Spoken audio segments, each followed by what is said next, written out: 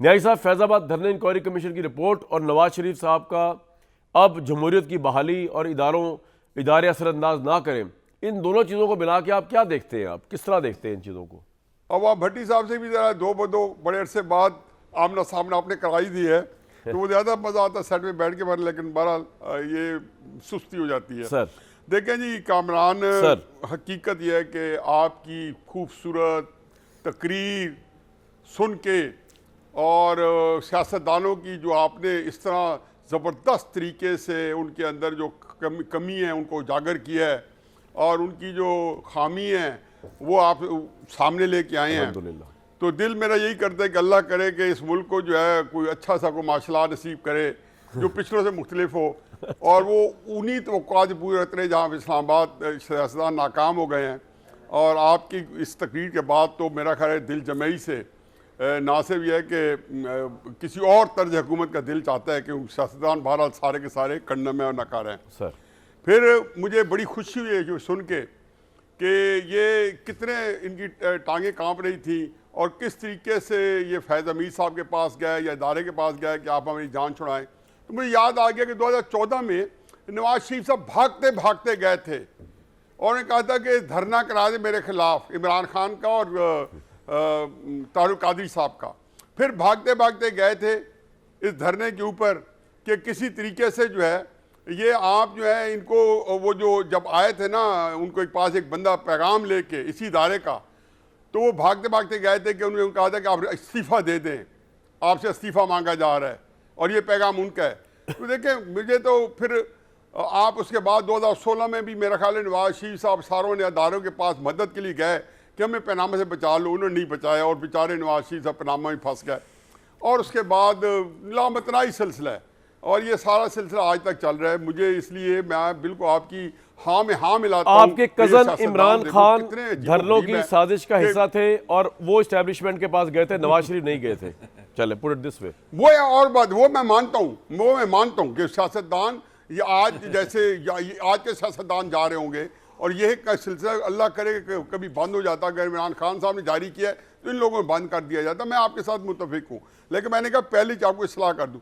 अब देखें ना, बात यह है कि ये जो आपने कहा ना कि जो नवाज शरीफ साहब जो 6 जजेस के ख़त के ऊपर जा रहे हैं ना, उसका फैज़ाबाद धरने से कोई ताल्लुक नहीं है।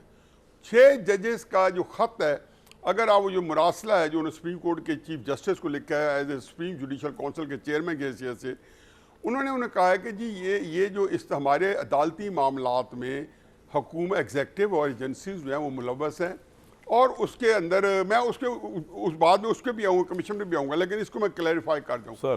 तो ये मुलव्वस हैं और इसकी उन्होंने जो ख़त के अंदर जो कंटेंट्स है ना, उसमें ज़्यादातर हिस्सा शौकत अजीज सिद्दीकी साहब के केस की साइटेशन है।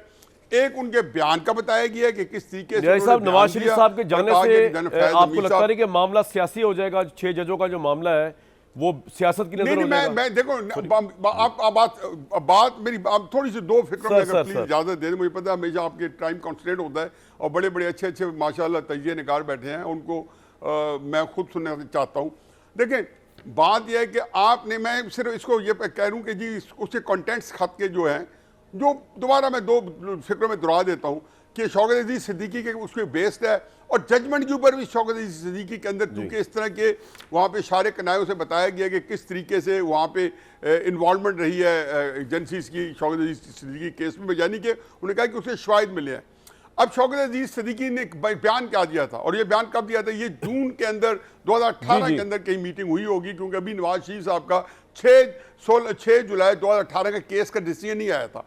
तो सारे का सारा जो है उनके आगे शौकत अजीज सिद्दीकी के स्टेटमेंट के अंदर जो कंटेंट्स है जस्टिस साहब के, वो है नवाज शरीफ साहब के बारे में कि मेरे पास जो भी आए, DGC आए या जो भी आए, उन्होंने मुझे कहा कि जी आप नवाज शरीफ का केस जो है उसका डिसीजन आने वाला है और आपने इलेक्शन से पहले उनको बेल हो जाएगी। बिल्कुल ठीक है। उन्होंने कहा जी आप, उन्होंने कहा फिर सारी बातें इजाफी हैं कि जी आपने कहा आपको कैसे पता सजा हो जाएगी। उन्होंने कहा जी वो फिक्र ना करें, हमारा की कराए काम ज़ाया ना हो जाए। अब ये जब केस सुप्रीम कोर्ट अगर फर्ज सुनती है तो नवाज शरीफ साहब का नाम बार बार आएगा और वो ही कंटेंट बनाएंगे और वही नवाज शरीफ साहब को तो इंसाफ मिल गया, वही ना हाई कोर्ट ने उनको बरी कर दिया जी, उनको तो बरी कर दिया। अब नहीं नहीं, मैं कहता हूँ देखो, अब आप कहते हैं आप क्यों, तो हमें नहीं घबराना चाहिए ना। एक मुझे देखो, मेरे ऊपर आपने मेरे तबाह बर्बाद कर दिया, मेरी सियासत बर्बाद कर दी, मेरे चलते हुए कारोबार को बंद करा दिया। उसके बाद आप कहते हैं कि जी अब आप ठीक है जी, बाकी तो खैर सला। आपने नवाज शरीफ साहब जो है सियासत में जहां आज खड़े हैं, वो 3 साल पहले वहां खड़े थे। कोई जिमनी इलेक्शन ऐसे नहीं था जो नवाज शरीफ साहब हार रहे हो पाकिस्तान में। 2007 से लेके 25 नवंबर 2007 जब वो पाकिस्तान आए तो वहां से लेके उनकी सियासत को तबाह किया गया, दिसंबर 2021 तक, और बड़ी मजबूत सियासत कर रहे थे। वो सारे के सारा जो है, ये सारे अवामिल सर आपका पॉइंट आ गया, जो के मुताहरिक रहे। और उसके बाद अच्छा, और एक फिक्र और लेते जाए सर प्लीज बताइए, उसके बाद बाकी साथी उसके ऊपर तमाशमाई करे।